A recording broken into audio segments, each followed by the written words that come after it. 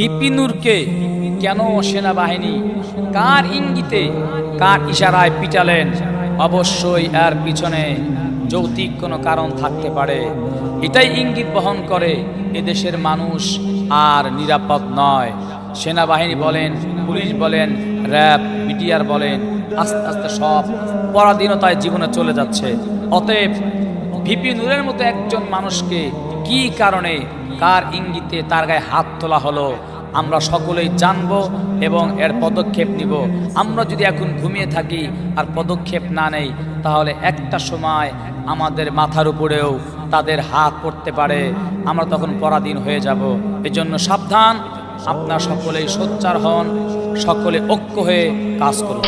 ব্যথিত ভরাক্রান্ত হৃদয় নিয়ে একটি মেসেজ দেওয়ার উদ্দেশ্যে বসেছি। বড় দুঃখ লাগে, আমরা জানতে পারলাম মিডিয়ার মাধ্যমে বাংলাদেশের 24